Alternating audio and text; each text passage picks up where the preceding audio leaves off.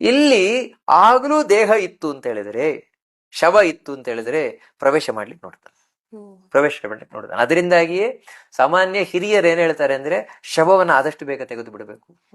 ಯಾಕೆಂತ ಹೇಳಿದ್ರೆ ಅವನು ಹೋಗಿ ಬರೋದ್ರೊಳಗೆ ತೆಗಿಬೇಕು, ಬಂದ್ರೆ ಮತ್ತೆ ದುಃಖ ಹೆಚ್ಚಾಗತ್ತೆ ಅಂತ. ಅಯ್ಯೋ ನಾನ್ ಸೇರ್ಕೊಳ್ಬೇಕು ಒದ್ದಾಡ್ತಾನೆ. ಇದು ಒಂದಾದ್ರೆ, ಎರಡನೇದ ಹಸಿವು ಬಾಯಾರಿಕೆ. ಸತ್ತ ಕ್ಷಣದಿಂದ ಆ ವ್ಯಕ್ತಿಗೆ ಹಸಿವು ಬಾಯಾರಿಕೆ ಶುರುವಾಗುತ್ತೆ. ಯಾಕಂತ ಹೇಳಿದ್ರೆ ಈ ದೇಹ ಇದ್ದಾಗ ಅವನಿಗೆ ಅದನ್ನ ತಡ್ಕೊಳ್ಳುವ ಸಾಮರ್ಥ್ಯ ಇತ್ತು. ದೇಹ ಹೋದ್ಮೇಲೆ ಹಸಿವು ಬಾಯಾರಿಕೆಗೆ ಮತ್ತೆ ಇನ್ನೊಂದು ಏನಂತ ಹೇಳಿದ್ರೆ, ನಿಮಗೆ ಯಾವತ್ತೂ ಕೂಡ ತುಂಬಾ ಶಾಕ್ ಆದಾಗ ಮೊದಲಾಗೋದು ಬಾಯಾರಿಕೆ. ನೀವು ಗಮನಿಸಿರ್ಬೋದು, ಒಬ್ಬ ವ್ಯಕ್ತಿಗೆ ಆಕ್ಸಿಡೆಂಟ್ ಆಗತ್ತೆ ಅಂತ ತಿಳ್ಕೊಳ್ಳಿ, ನಿಮಗೇನು ಬೇಡ, ಸ್ಕೂಟ್ರಲ್ಲಿ ಹೋಗ್ಬೇಕಾದ್ರೆ ಒಂದು ಬಿದ್ದ ಕೂಡ್ಲೆ ನೀರ್ ಕೇಳ್ತಾನೆ, ನೀರಿನ ಅವಶ್ಯಕತೆ ಇದೆ. ಹಾಗೇನೆ ಒಬ್ಬ ವ್ಯಕ್ತಿ ಮರಣ ಹೊಂದಿದಾಗ ಶಾಕ್, ಯಾಕಂದ್ರೆ ದೇಹದಿಂದ ಬಂದಾಗ ಶಾಕ್, ಅದರಿಂದ ಹಸಿವು ಬಾಯಾರಿಕೆ ಹೆಚ್ಚು, ಹಸಿವು ಬಾಯಾರಿಕೆಯಿಂದ ಬದ್ದಾಡ್ತಾ ಇರ್ತಾನೆ. ಅದರಿಂದಾಗಿಯೇ ಇಲ್ಲಿ ಪಿಂಡದಾನಾದಿಗಳನ್ನೆಲ್ಲ ಮಾಡುದು.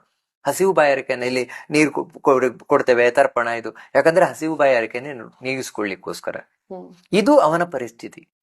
ಸತ್ತ ಮೇಲೆ ಒಬ್ಬ ವ್ಯಕ್ತಿಯ ಪರಿಸ್ಥಿತಿ ಈ ರೀತಿ. ಇದು ಗರುಡ ಪುರಾಣ ಹೇಳುವ ಪರಿಸ್ಥಿತಿ. ಪುಣ್ಯಾತ್ಮರಿಗೆ ಈ ರೀತಿ ಇರೋಲ್ಲ.